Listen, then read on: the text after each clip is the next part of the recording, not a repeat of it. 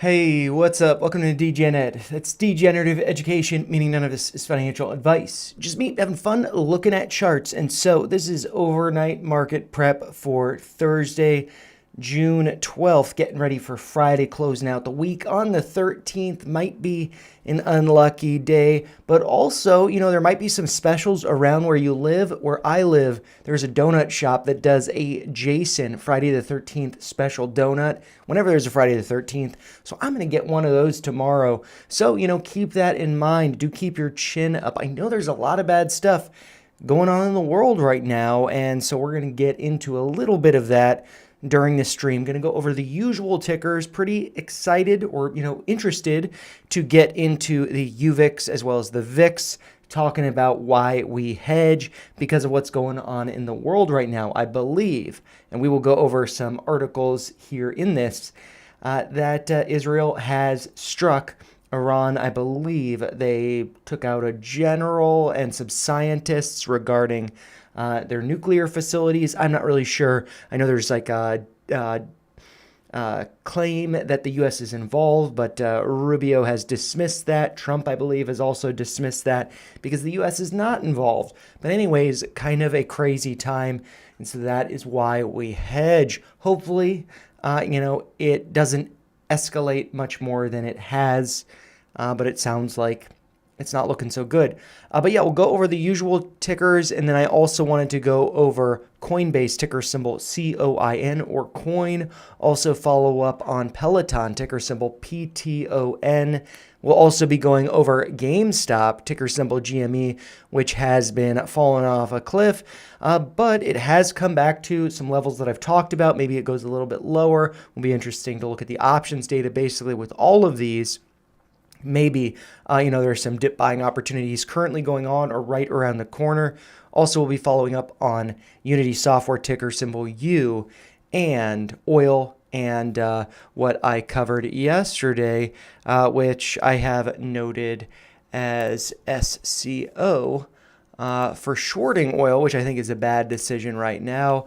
But I don't have that on the list, so I'm just adding it there. But yeah, going to first begin with the UVIX. This is the 2X Long VIX Futures ETF. And so this did close today up about 2.6%, closing just above $26 a share after having dipped yesterday, so on Wednesday, to a low of $23.63. I had been talking about this level here, the purple line, 25, and then I later talked about the potential coming down to 17 or 20. I don't think that's happening after basically yesterday. I was kind of having a little bit of regrets not getting, I just do one share at a time, nothing too crazy, but I was kind of regretting not getting another one at 24, but it is what it is. And I think that this could be taking off because if we look at this in the after hours, up another about 2.5%, but then in the overnight trading, it's currently above $30 a share, up over 16%. And so that is, back to this green line here. And it was getting very close to this white line here, right around $32. That just so happens to be my average, $32 even.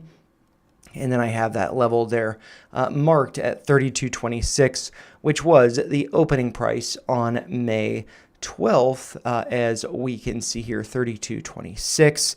That also potentially corresponding with right around this light blue downtrend, but we could actually maybe go a little bit higher than that, maybe around 34, somewhere around there. So yeah, I think it's going to be important for us to look at this on the 10-minute time frame because we have seen a spike in the volatility in the overnight trading session. So during market hours, so in black here, we did hit a low during the day of 25.26, bounced a little bit from there, and really just kind of held that level, floated up a little bit higher in the after hours. But then basically right at the switch from after hours to overnight, which I believe is 8 p.m. Eastern, we saw this really start to take off, hitting a high of 31.50 and now pulling back. It looks like it's testing right around 30 as support. Maybe this is putting in a bull flag. And if that is the case, let's, I could do it from over here, or I'll just do it from over here. Let's see.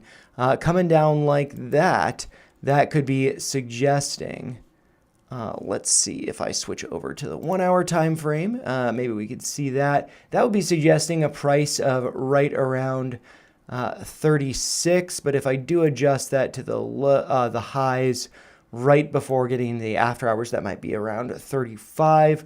But, that's really, I take that with a big grain of salt, that Fibonacci extension there. But I do think that with it in the the overnight trading now, I think that we could be seeing it kind of go up, more notably into the pre-market, just before open, and then maybe we see a pullback. But yeah, very cool looking at this on the 10-minute time frame.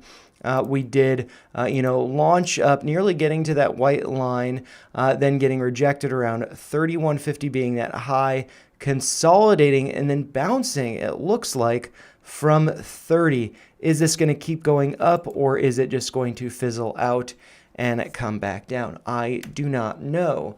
But I think this is a nice thing, to be hedging with for whenever, that it hits the fan, which it seems like that is what's happening right now in the overnight trading session, as the world continues to carry on. So for the UVIX here, just like weekly reports, nothing too interesting. But if we do look over at the VIX, this is the Market Volatility Index. We will see some news articles here that we can explore a little bit. But so before I get into that, the VIX is the Market Volatility Index, which the UVIX is based on. And so the VIX closed today at a price of 1802, up about 4.4% on the day, versus the UVIX, which is only up 2.6%. So a little bit of a difference there. But what we can see with the VIX is it hit a low yesterday on Wednesday, the 11th of 1623. And I feel like a good rule of thumb with the VIX is whenever it crosses below 17, where I've got this alert here, that might be a nice time to, scoop up the dips, because a rally could be coming shortly after. Just like over here, we hit 17.15, so right around 17. And from there, it went up almost 50%. So getting around 17 might be, good time to think about hedging with, VIX or UVIX or VXX, another alternative for shorting the market. The VIX is going to be only options. So time component, all of that, a little bit more risky because those contracts could expire worthless, whereas UVIX or VXX shares, won't expire worthless because they're just shares. But anyways, just thinking about the data over here, we can see this headline from TipRanks. I think it will pop up another window, so I'm not going to click it open. But it says Israel strikes Iran nuclear facilities, declares emergency ahead of response. I believe there was some direction from the U.S. from Trump saying, hold off or wait for something, and Israel went ahead anyways. So, I don't think that this was handled the greatest way. We're seeing a spike in volatility, and so I think that we're going to be seeing a gap up in the VIX tomorrow. And there are probably going to be some other headlines, but we can look at them, with the SPY and the SPX. But just looking over here, it does say Trump says still committed to diplomatic resolution to Iran nuclear issue. This was from 3 hours ago, whereas this article was from 2 hours ago. So, going to be, very interesting to see what happens there. Hopefully it's resolved. Hopefully it is not escalated, I should say, because it's already, it seems like there are probably casualties and stuff, which, it doesn't matter. That's not a good thing. It's just kind of my view, but, I don't know enough about it, so we'll learn, from some of the articles on the side here. But just looking over at the SPY, this is the S&P 500 tracking ETF, which closed on the day above $600, so at 603.75. But, pulling back in the overnight, down 1.5% after going up 0.4% today. So it's down about $9 from the close, currently trading around $594.70. And so what we can see looking at this is, we're putting in higher highs over here, whereas I believe I've talked about this, the RSI is slightly, ever so slightly lower. So that is going to be bearish divergence, and we are now seeing a pullback to, like I said, around 594 to 595. And I have talked about, I remember this from yesterday, talked about 589 or 90, this yellow line here, potentially being a level to pull back to. But maybe we go lower than that. Maybe we pull back all the way to around 580 to 582. So, do brace for the possibility of further downside than what we're already seeing. You don't want to be chasing a falling knife. And I'll get into that a little bit with oil because I think there's a nice example of that. I'm just going to take a quick drink of water, though. My throat's a little dry.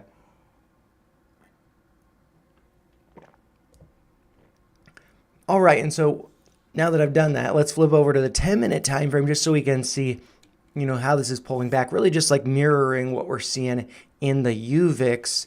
So hitting a high, during market hours of 603.75, then fading a little bit, but approximately being at that level that it closed at. But then once the overnight session came into, effect, which is 8 o'clock Eastern. So kind of crazy that this happened, right around then. Pulled back down to 592.82, bouncing a little bit, but this could just be, some consolidation or a bear flag before it does continue lower. So good to not chase a falling knife, in my view, especially in the overnight trading, in the after hours or pre-market. There's going to be lighter volume, and so it might be kind of unpredictable. But with that being said, maybe what happens if I, fast forward into what tomorrow would be like, maybe it, does something like this, but then once the market opens, it goes up. But in all honesty, I feel like what is more likely to happen is we see, a little bit of a bounce, a float up, people buying the dip. But then when market opens, people, basically people have stop losses that don't get triggered until the market opens. And then so, it goes down when the market opens. So could be a falling knife, even if it doesn't seem like that in the overnight or the pre-market. So good to be cautious with that. Or if one is to buy the dip, do it, certain levels, trim in, trim out type of thing, dollar cost average. But yeah, I think that we could be seeing, a pretty ugly red day maybe coming down to like 582, like I said. But now after having gone over that, let's just real quick let's look over some of these articles. So this is the same thing that I just said regarding, that was on the UVIX page. But then S&P futures down 1.5%. Nasdaq 100 futures down 1.7% on Israel's strike of Iran. This is all tip rank, so it's going to be a pop-up. Stock futures dip, but major indexes poised to end week higher, and that is also from tip ranks. So yeah, we'll have to see if there's anything else on the SPX. This is all from tip ranks, same stuff. But the SPX, which is the S&P 500 index that the SPY is based on, closed above 6,000, so at 6,045.26, up 0.38% on the date, whereas the SPY was up 0.4%, so, being, very similar. I had drawn this doodle out. Maybe that's what we're going to be getting. So corresponding with the pullback to this red line over here around 582 on the SPY, that would be like this red line here on the SPX, which would be around $5,865. So we could be seeing that maybe a gap down to that level, or maybe it just goes to like, 5,900, or maybe, it sweeps all of that and comes down to around 5,700, these levels here where I have that doodle coming down to. So all of the above possible. Could be going much lower. Could be a dip buying opportunity. I suspect it will be, like this was over here. But, it wasn't a dip buying opportunity on this first day that it gapped down. It wasn't I guess it was compared to where it is over here. But the best dip buying opportunities were waiting to see what happened the following few days.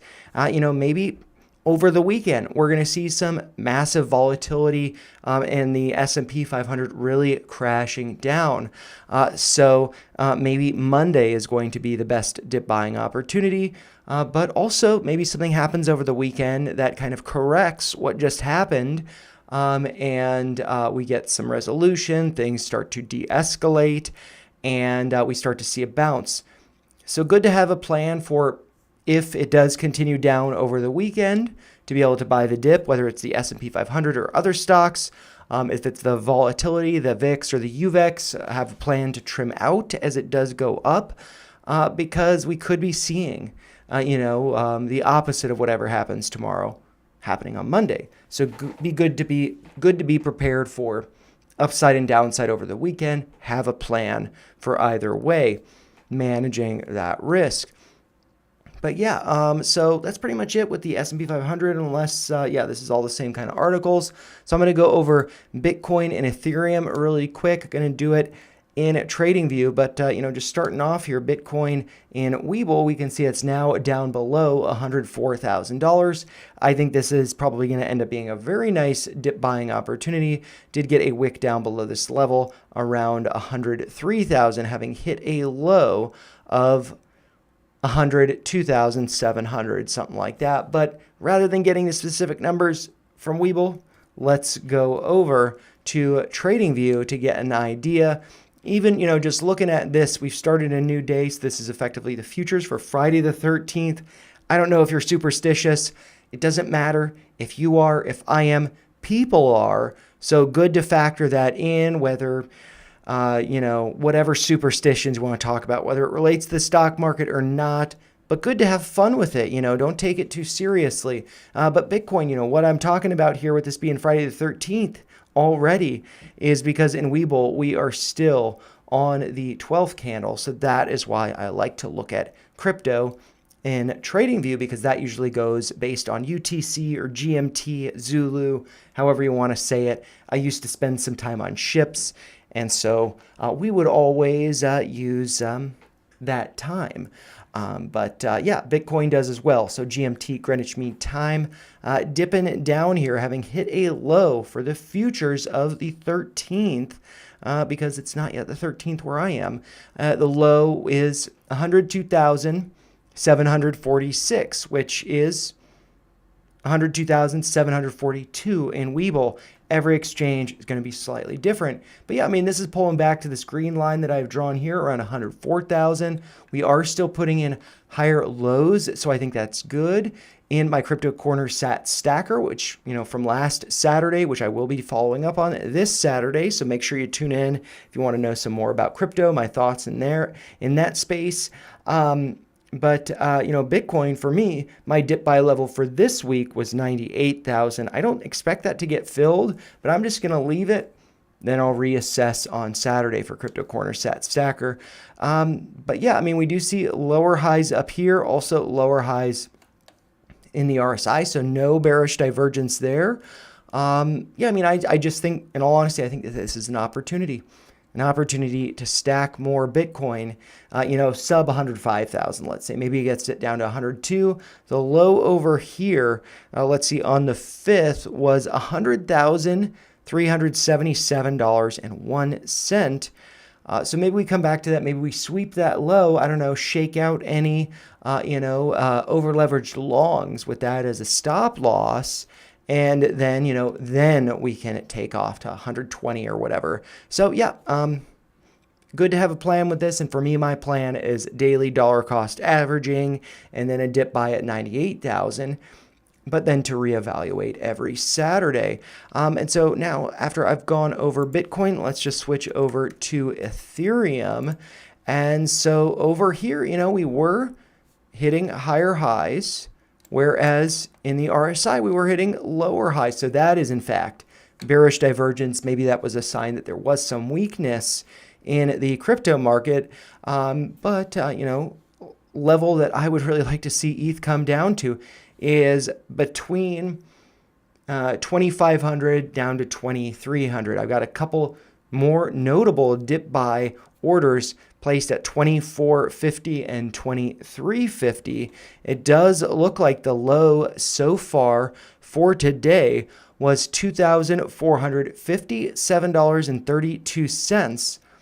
But as you might notice, I do have this little white uptrend here based on the pivot low from May 18th, as well as the other pivot point being from June 6th, the low from that day. And so that would be coming down to around $2,400. So I'd at least get one fill for my dip buy orders. And if it does break lower down to like this blue line here, that's around 2,350. We can see here 2,384.49. And we had actually barely pierced that level on Friday, June 6th, having hit a low of $2,384.00. That level, that 382 retracement, was at 2,384.49. But since we have gone to a higher high, I could adjust this, but I'm going to wait to adjust it on Crypto Corner Sat Stacker. So you'll have to tune in for that if you want to see where this blue line will be adjusted to. That is the 382.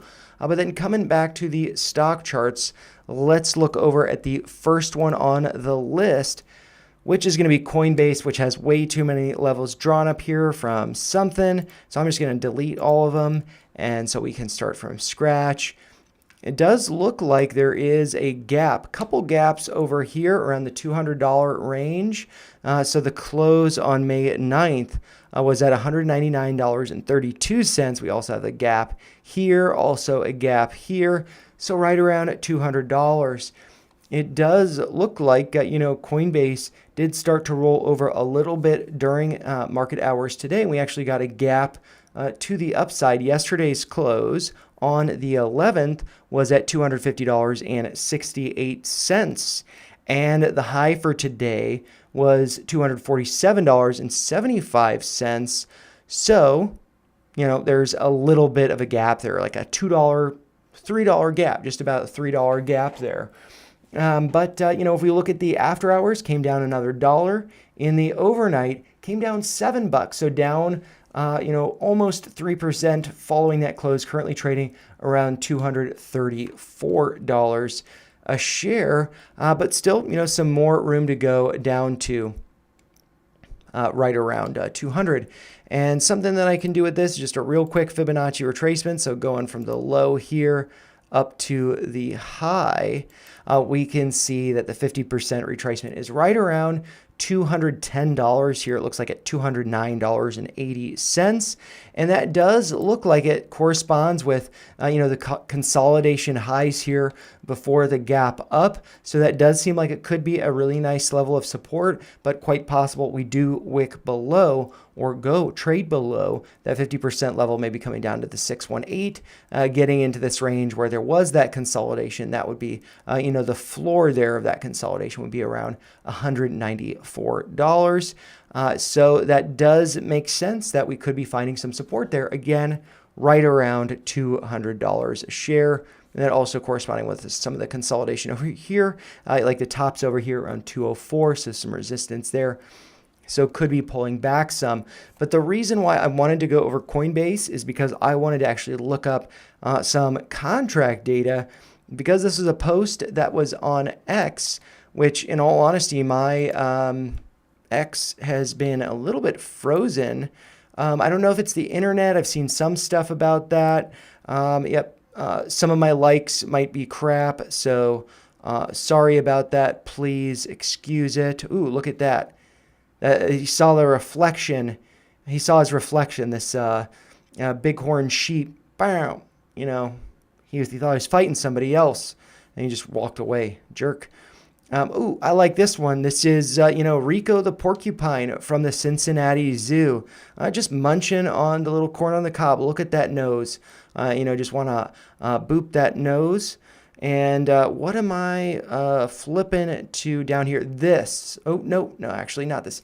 I'm actually, rather than scrolling through all the crap on my page, I'm just going to go to Free Wyckoff's because he doesn't post as much crap as I do. But he just posted this. I guess I didn't like it. Hello, coin. And so what stood out to me, this is the options data, looking at the data, or the flow data, I guess I should say, for today and going back in time. So today was, as you guys know, Thursday, June 12th. for Coinbase, but we can see data here from the 12th, also the 11th, also the 10th. And what stands out to me, maybe this is not what he was looking at, but we see the premium here, whether it's calls or puts. We see premiums in the $300,000 range, $950,000, so hundreds of thousands of dollars, a lot.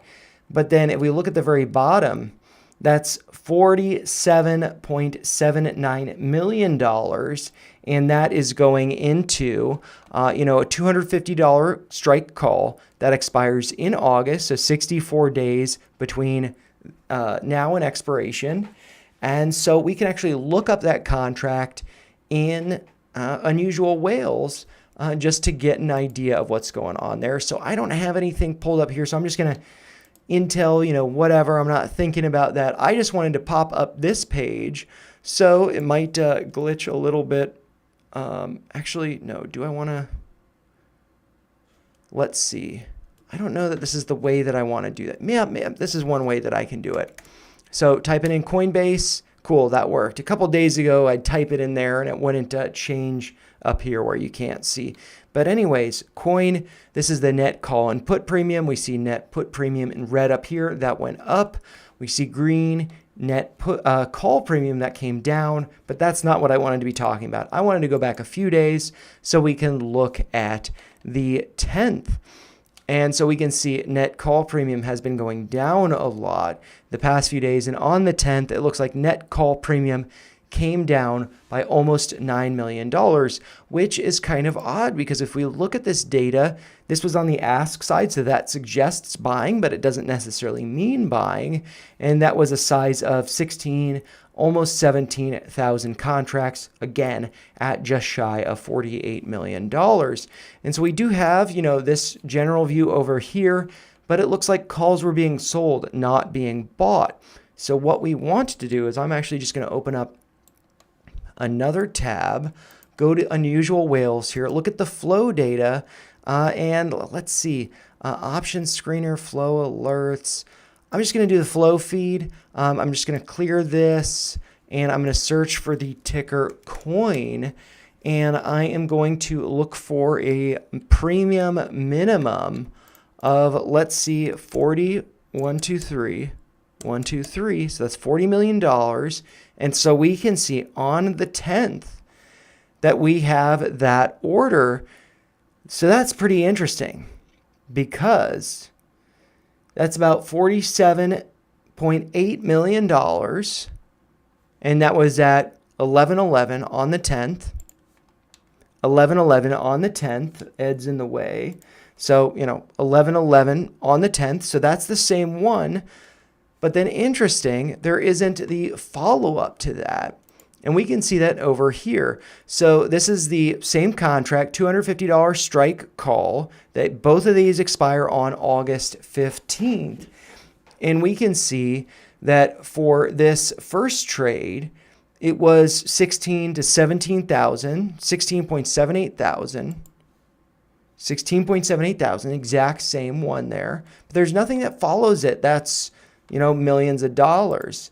But we see this one, 83 million, and that took place at 2:35 the same day. That was on the bid side, so that just suggests a sell. So maybe this was a day trade turning 47 million.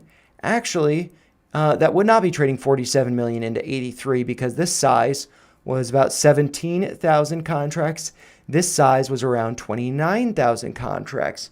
But anyways, what we can do is we can click on this contract, click on that expiration date to get the data over here for that specific contract. And we can go back looking over at the past 3 days. And what I might want to do just to get a little bit finer tuned data, because this is over 1 to 3 days spread over the course of those 3 days. If I wanted 1 day, I get finer tuned candles. And so the way that I can kind of zoom in on the 10th is go up over here to click this on the date, and then we go to the 10th. And then we see that big order at, let's see what time that was, right around 11:11.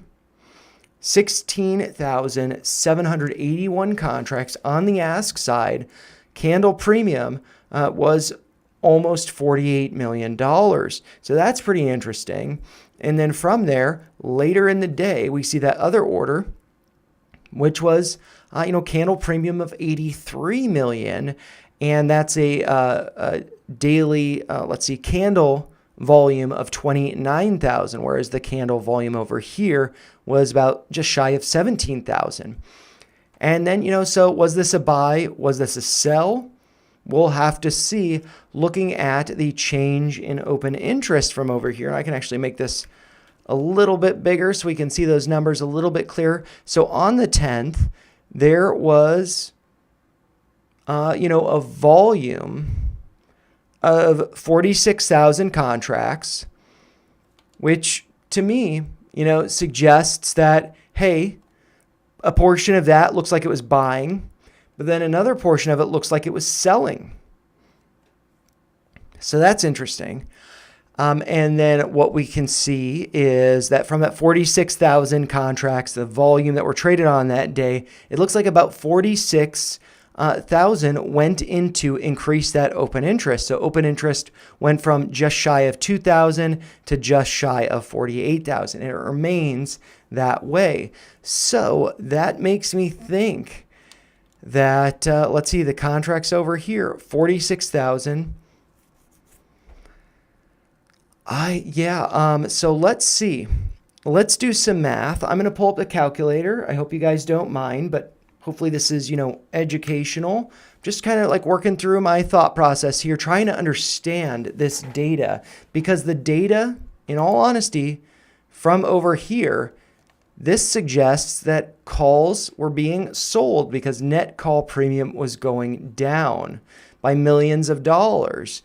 And so if we look over here, we can see this candle represents, like I said, about 17,000. So 16,820. So let's see, 16,820 right there. And then this other candle represents 46,356. So plus 46,356. And so that represents total number of contracts traded on that day, just really between those two candles, about 63,000 contracts. But we saw an open interest increase of 46,000. So with, piecing this together, this is going to be, let's see, what date is this from? This is from the 10th as well. We can see that net call premium came down by $8 million. Whereas net put premium went up by 2.2 million. So how do we get that? How do we get $8 million drop in net call premium when we have 63,000? Let's see, that's probably going to be the number up here. Let's see. Volume traded for the 10th. Yeah. So sorry, I was looking at the daily volume. I'm an idiot. I want to look at the candle volume. See, learning, we're all going to be making mistakes. So what I want to see here is, yes, okay, so the candle volume here, 16,781. So 16,781 plus, and then over here, this red one, candle volume 29471. 29471. And so that is the number, right. If I move the cursor, it'll change, but it's like, candle volume 29471.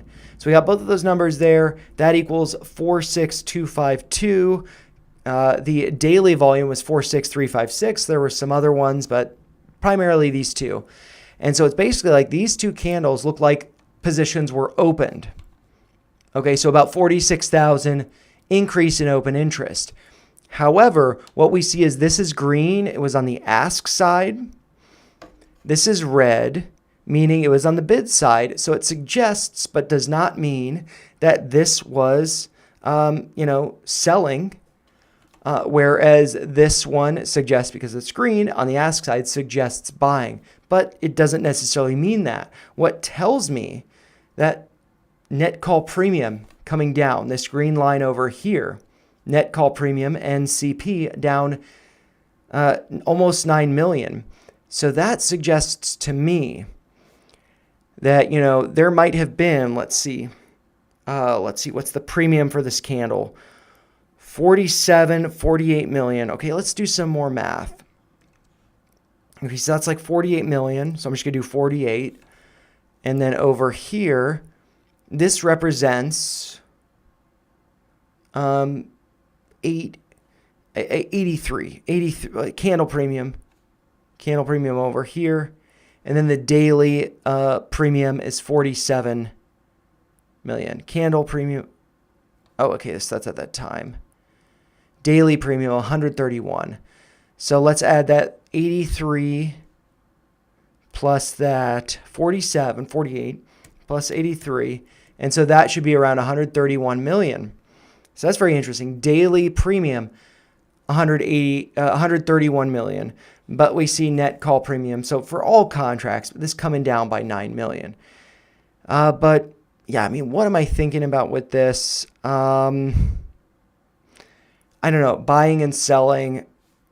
This looks interesting. To be honest, I don't really know. This is kind of confusing me because we see the net call premium going down. But anyways, I'm just going to take a step back because it's a little too zoomed in for me. And let's just look at this, the past. Okay, so that's 1 day, but this is from the 10th. So let's look at this from the 12th, but then going over the past 3 days, the past 3 days over here. And so we can see, yeah, big orders here. I feel like this was probably selling of covered calls, maybe buying some here, but then selling here. We saw, 131 million on that day on the 10th. Yeah, so anyways, I'm going down a rabbit hole with that, but I think it's interesting. Clearly, though, we can see that Coinbase has been pulling back down to around $234, $233.39 in the overnight. So very interesting there. But yeah, I'm going to flip over to the next one on the list. Hopefully that was interesting. I don't have a position in Coinbase, but I just kind of wanted to explore that post from Free Wyckoffs because, there's just some interesting, actually, maybe, before I skip ahead, I'm just going to go back 90 days. Let's just look at all this. Yeah, so we just see something very big here. And with that, we saw, open interest was only 2,000, and then it jumped up to 48,000. But with the majority of that being red, that makes me think that while it's calls, it looks like they may have been sold as covered calls, and we're seeing a pullback. Yellow is the stock price, and we are seeing that even more in the overnight trading, as we know. And so just to show that, the 10-minute time frame, after hours, just, from yesterday's after hours into overnight, pre-market into the day, into the after hours today, just been fading lower, and then a big drop there. So, yeah, but now let's flip over to the next one, Peloton. I didn't really want to talk too much about this one. I did just want to point out that I believe a couple streams ago, I talked about this coming down to $7. And the low for today was $6.99. I did place an order to buy at $6.99, but then it did not get filled, and then I canceled it. No big deal. It does look like in the the overnight, it is down a little bit at $7.23. But let's see, $6.75 was the low there, but now we're it looks like back up a little bit. So very interesting. To see that. And then just out of curiosity, the UVIX is now just, seeing that, all that stuff going on. The UVIX is now around 31.52, so getting close to 32, which is my average. But for Peloton, I didn't really do too much analysis in Webull.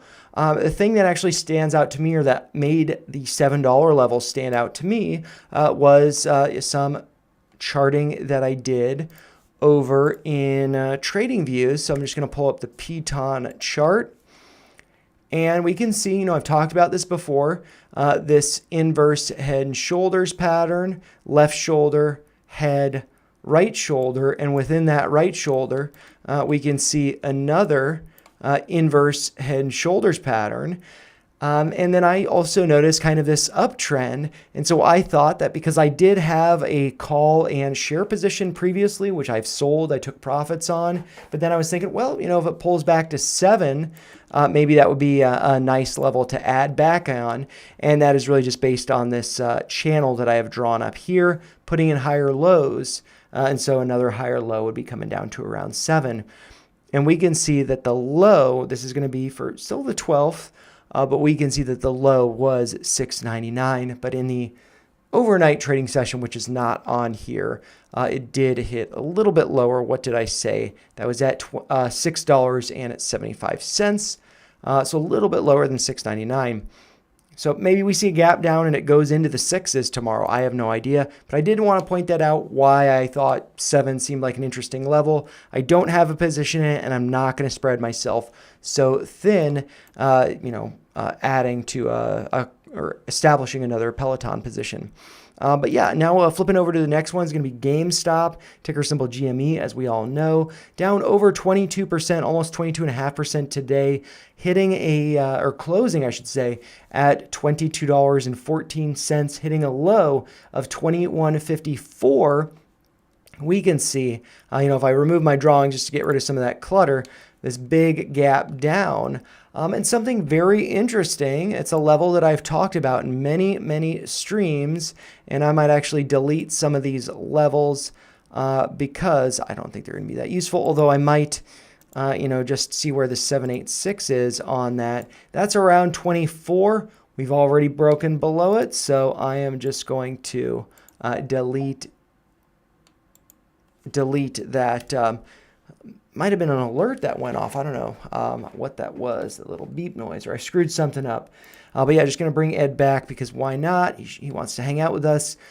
But yeah, we can see broke below these levels, did come down to, so that green dashed line at 23.41 represents Roaring Kitty's YOLO posting from over a year ago, or probably right around a year ago now. That he has, I forget how many shares, millions of shares, whatever, 23.41. Also, we do have this purple uptrend that, really just kind of follows the lows following the big move we saw in May of last year, And it did act as support over here as well as over here. And so we are, pulling back to that level a little bit, but we did close below it, closing just above this 786 here at 21.69. And so that 786 is the retracement, or is based on the retracement from the low of 995 that was hit on April 16th of 2024, low of 995. And then going up to that high that we hit on May 14th during market hours, which was $64.83. And so from that, we have the 786 at 21.69. And we're right around there in the overnight, 21.65. So I am wondering if maybe we see this kind of act as a bottom. Maybe we fade lower. It looks like the lows over here were 20.73. So ideally, we're not putting in lower lows. But yeah, if people were buying up here, this is at a better price than over here. So yeah, I don't know how long this is going to last, but something that's very interesting that was pointed out, there was a comparison to this date over here, March 27th, when we gapped down. I believe that's when, there was, I don't know if it was convertible notes, but dilution in order to have capital for buying Bitcoin and stuff. And we came down on that day, on the 27th, down 22.11%, similar to the 22.45 that we saw today. But anyways, what am I referring to? What did I want to talk about? I want to come back over here to look at, a post on X. So I'm just going to go to home. And then go to, let's see, I'm just going to delete these ones that I actually haven't searched him for a little while. So I want to look up Ryan Rigg, Wolf of My Street, because he had some nice posts on GameStop, and he had one that stood out to me as being, let's see, this is about convertible notes. Do some research this weekend. Let's see. So there was a post. I probably liked it. Actually, what I'm going to do is I'm just going to search, find March 27. Okay, so from 9 hours ago, you're seeing the exact same movement with GameStop as seen on March 27th, when they priced the previous convertible notes, which were announced on March 26th. I would assume GameStop will issue a press release today, since this was posted about 9 hours ago. This is probably going to be Central Time, just in the wee hours of the afternoon, the early afternoon. And so he's saying, I would assume GameStop will issue a press release today in the after hours indicating pricing of the new notes. The price action reflects it using the last 3 hours of trading days VWAP. So I'm not sure exactly what he's talking about, but coming back to this post, it says GameStop announces pricing of upsized private offering of $2.25 billion of convertible senior notes. I believe it was initially at $1.75 billion, and then they upped it a little bit. So that kind of sucks, but it does seem like it's more or less been priced in. This was a post from 3 hours ago from Ryan. Saying, GameStop announces pricing of upsized private offering of $2.25 billion convertible senior notes. And let's see. I thought it was initially, let's see, I gotta like that. I thought it was initially $1.75 billion, but maybe I'm wrong. But if we look at, this big drop over here, if he's comparing that, or comparing what we're seeing now to this, what happened following that? We had about, including that red day, that big red day, we had about 7 trading days. So next week into the week after of dip buying opportunities before it went up 26% over the course of a month and up over 60% over the course of 2 months. So I think what we're seeing now, what we will be seeing in GameStop, is a lot of bearish posts, a lot of people being very discouraging of GameStop, of any stocks that have tanked like this. And I think that what we could be seeing over the next couple weeks is maybe something like this, start to get back above these levels, and then maybe over the course of the next month, we get back up to kind of an ugly little thing there. But let's see, what time frame is that? This is probably shorter than 2 months. But yeah, getting close to 2 months, we could be back in the 30s. So, I think it's good to just pace oneself, have a plan, be able to take advantage of the dips here, and have a plan to trim. If you're getting, like for me, I got the position size that I want, but now it's getting a little bit bigger because I'm trying to take advantage of the dips here. So then when it does go higher, I will trim. But actually, one thing that I have been doing, and I did today, is I have more than 100 shares. And so I had bought a call, or I sold a covered call for this Friday with a strike of $36, made $50 with it. But then today, which I thought I was doing at a bad time because of this gap down, it continued lower. What I did is I rolled that contract. And so I actually don't think, here, let's see, I think I can pull it up on my phone and then I can add it to the list so we can look at the chart. Otherwise, I can't look at the chart. Oh my gosh, I think I might have dip bought Ethereum, so I feel good about that. Ethereum and Ethereum Classic alerts went off, so let's see, I'm actually just going to check my Robinhood account where I placed those orders. The orders did not get filled. That's because of the spread, so we will have to wait and see. But what was I doing? I wanted to look at GameStop information. So let's see, orders. So let's see. I sold a contract today by rolling, and so that was 2 different contracts, and I'm going to, let's see, I'm going to add both of them to my contracts list so we can look at them on the computer. And so just give me 1 second. And so what I did, I'll kind of explain what rolling is. And I rolled the position. I didn't sell one and buy the other. well, that's what rolling is, but I just rolled. I didn't individually buy and sell. So looking over at the contracts tab over here, I just added, actually, why are they not over here? Can I refresh? It might be because the internet is kind of crappy. But let's see. What do I have? My contract. Yeah, I got 14 over here. What I might do is I'm going to quit Webull, and then I'll reopen it and see if that helps. And so now I'm just going to reopen it. And let's see contracts. Okay, that was magic. You can see the 14 over here. And so we've got the 2 over here.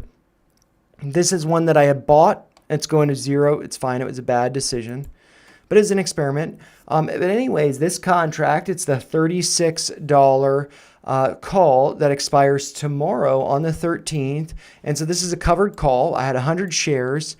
And so I sold a covered call right around where the cursor is at over here. And I got a premium of 51 cents, which is multiplied by 100 shares. You see that 100 there? So I got $51 for this contract. But I started to think, great, I'll do that later. I started to think, well, maybe I could just roll this because if it's dropping, maybe it's going to drop more. And I just like to have some more cash to buy some more of the dip. And so I rolled this contract, I paid $3 effectively to buy this contract back that I had sold. And then I sold this contract, which is the $26 strike that expires next Friday. $26, that's above my share average, a little bit risky considering that the other one was 36. And current price for GameStop is right around, 22. So it could be getting to 26 by next Friday. So it's risky. But I rolled the contract to then pick this one up today. The high was 89 cents. I sold this one for 53 cents. So I bought the other one back for 3, sold this one for 53. So I got 50 cents, translated 100 shares per contract, $50. And yeah, I mean, if this closes in the money next week, it's not a big deal. My average is 26. But considering that, looking at the share price, I was talking about and comparing it with what happened at the end of March, it might take at least a week to really start to bounce. So I think I'm probably good with the $26 strike. But if it does start to get above 26, I would then roll it to the following week and collect some more premium. And worst case scenario, I have to sell my shares at $26. That's fine. I could just keep rolling it and collecting more premium, and then eventually it would close in the money. That's fine. But yeah, that's just kind of a strategy that I'm doing with GameStop. I kind of wish I would have waited to buy the 100 shares down here because I got my average up to 26 when it was closer to Roaring Kitty's average before. But, it is what it is. Anyways, Unity Software, all I really wanted to mention with this one, having closed at a price of $24.98, up 3.10% on the day. It did dip down to $24, which is the level that I've been talking about. So the low today was $23.76, but in the overnight trading, it is now again below 24. So there might be some more opportunities to pick up some shares. And I think I also mentioned yesterday this green level here at 23.66. I do have an order to pick up another share, nothing crazy, at 23.66. And if it does continue to go lower, I'm going to try to continue to very casually, very boringly add share by share because I like to accumulate up to 100 shares so I can sell covered calls like I'm doing with GameStop. But yeah, there's that. And then I guess, real quick, just wanted to go over oil because I did mention it yesterday. I did not open up a short position with SCO. I did have an order placed, but I did not. I canceled it. Not because of this, but yeah, we can see that oil for the futures for Friday the 13th, spiking up almost 11% with that big green candle here. So yesterday when I did the video, it was, right around here, right around $67, $68. Now it's around $76. So up over $7 from yesterday. So pretty massive move to the upside. But at some point, maybe this is going to be finding a top. And so I just wanted to do a little Fibonacci retracement. So going from the highs over here down to the lows over here, we can see that we have broken above the 786. And so that would make me think that this could either, do something like this, test that as support, and then go higher. I am not used to it having that arrowhead on there. Or what it could do is keep going up and bump into the levels over here, the highs over here. I was just trying to hold that to make a straight line, but it didn't work. But that would be getting to around $79, $80. So maybe that would be a good time to consider shorting oil. But right now, I think it's the exact opposite of chasing a falling knife. It's chasing a launching rocket. And so looking over at the chart here of SCO, which is 2x leveraged short oil, crude oil, this is now at $15. I had talked about it coming down to 17. And so 15 is getting below this 786 here that I believe I drew yesterday. That's at a price of $16.75. And let's see, 15, it's kind of like corresponding with the lows over here. So let's just draw a horizontal line going across from there. 1469, maybe that's a good luck charm. I don't know. But yeah, maybe it'll be time to short this. But I don't know that time is now because, it could keep going lower or it could go up. So keep that in mind. But yeah, that's pretty much all I wanted to cover for these tickers. And so I'm just going to open up the chat in case there are some requests, some thoughts. Then I'll wind the stream down. And so, hey, Saul, what's up? How's it going? I don't have a fun beverage, but I'll cheers you with some water here. I need to drink a little bit more.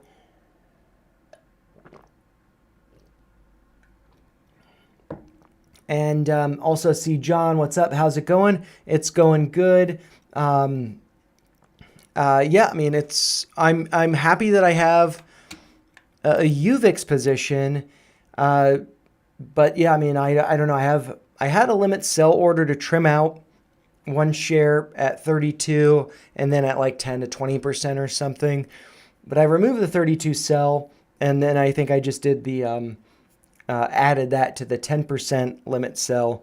But yeah, I don't know what this is going to be opening up to in the pre-market because that's when the order would get filled. And so I might not be holding UVIX when I wake up. But then I'd have some cash on the side. So I have 9 shares currently. So let's just pull up the fund calculator. It's going to be a little bit less than $300. But yeah, 9 shares times 32 being my average, about $288. But let's see, what's 32 times 1.1? So that's like a 10%, 35.20. And so I would trim out some there. And then the remainder I would trim out at 1.2%, 20% profit of 32. And so that would be around 38.40. But let's see. Let's say I sell all of my shares at a 10% profit, so at 32.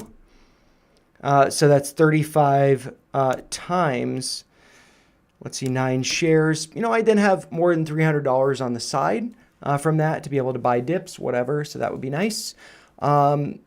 So yeah, cash or for, putting another position. So I think that's nice.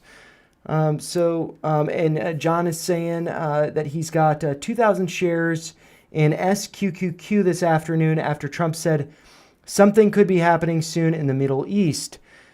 Very smart, very good move. Let's pull up SQQQ just so you know what it looks like, but just so we can show others. This is the ProShares Ultra Pro Short QQQ. The QQQ or the Qs is the Nasdaq. This SQQQ is the short of that, and it's going to be 3x leveraged, I believe. I'm just going to open up the profile to confirm that. Yeah, 3x leveraged. And so if you open up a position, let's say at the closing price at around 22, this is now up about 5.3%. If I do pull up the 10-minute time frame, we can see that it has gone up. So John would be up, let's see, from around here, around 22.91, right around the close. To the highs here, that's up about 6%. Currently, it's up about 5%. So very nice move. I have no idea if we're going to be seeing a massive gap down or if it will be bouncing from it. No idea. I do feel like whenever people start posting like World War III, whatever type of stuff like that, people tend to like overhype it. So it could be a dip buying opportunity, and for this, a nice quick trade. But I have no idea. You just make sure you have a plan to take profits wherever you think it might be going. But yeah, I mean, this looks like it's been, fading for a while. So, just doing a quick Fibonacci retracement from the high here, 57.80, down to the low there, the 382. It looks like it would be at $35. I mean, let's be conservative here. Let's just say it goes up to the 236. That would be around 30. It's at 23. That does seem, like a pretty big move. So maybe it would be nice to trim as it does, slowly make its way up there. Or maybe it doesn't happen like that. Maybe it just shoots up and then pulls back. I have no idea. Nobody does. But yeah, nice work with that. Really good call there. And John says that he's looking for 2350 to 24 VWAP test for exit. So let's see. I could pull up that indicator, but I'd probably fumble with it a little bit. But let's see. VWAP. Let's see. VWAP. I think I have to all indicators. I don't need that little help thing. VWAP.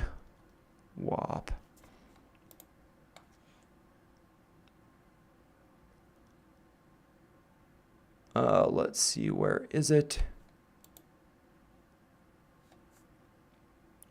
On the main chart.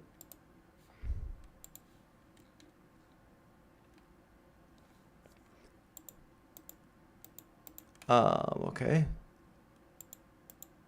It's not popping up. Not sure why. But yeah, maybe because I need to. Yep. I don't want to mess around with it too much, but yeah, I'm glad you've got, a plan for it. And yeah, congrats on that. Seems like a really good trade.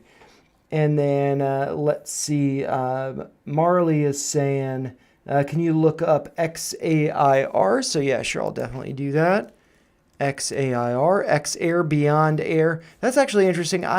Before I click on it, I don't know anything about it, but I'm wondering if this might have to do something with Trump talking about flying cars or something. I feel like I saw a post about that. So maybe this could be a nice play around that. Beyond Air, I'm just going to look up the profile. Beyond Air is a commercial stage medical device and biopharmaceutical company dedicated to harnessing the power of endogenous and exogenous nitric oxide to improve the lives of patients suffering from respiratory illness, neurological disorders, and solid tumors. So not at all what I was expecting. Very interesting. But yeah, this did come down today, 8.35%, down further in the after hours, about 1.5%.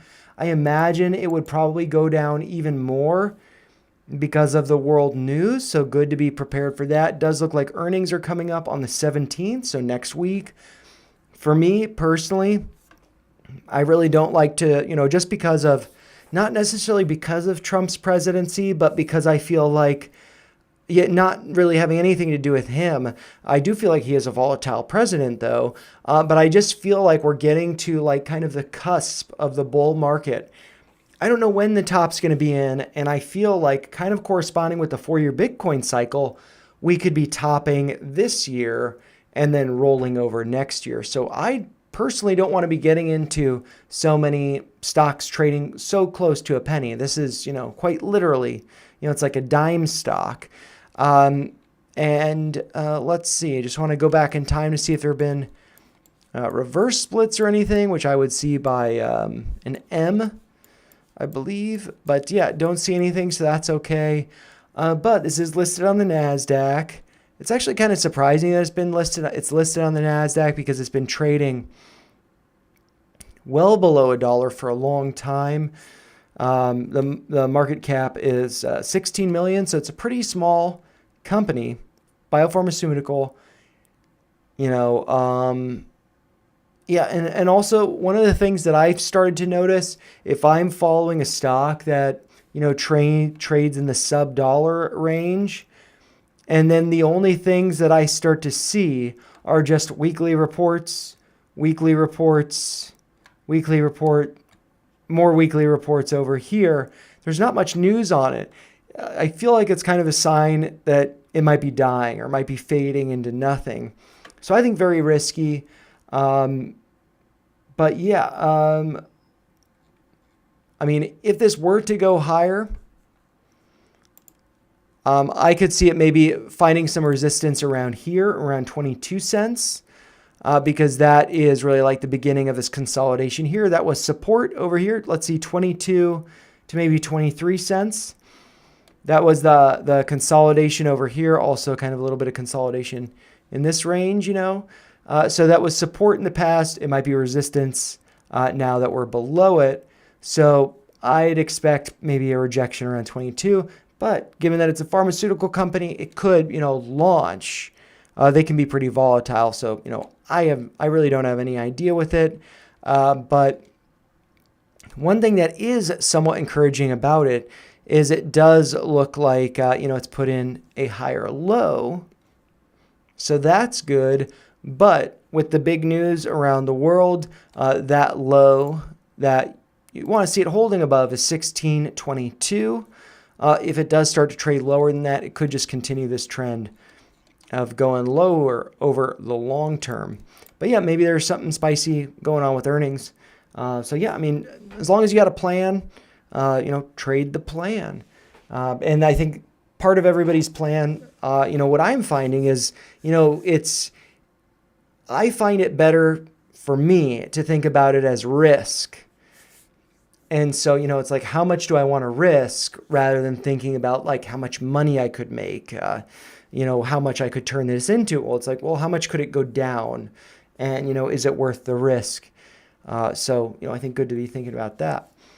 But yeah, I'm just going to note these ones that I covered at the end. So the SQQQ and XAIR, I'll note those. And yeah, I'm going to wrap this up because I got to get heading to bed for work tomorrow. I'm really not looking forward to it, but it's Friday. So, hopefully it's a good day for us all. But, just winding down the stream, as always, those are just my thoughts. If you found them helpful, make sure you like the video, share your thoughts in the comments down below, and make sure you subscribe to the channel for more videos like this.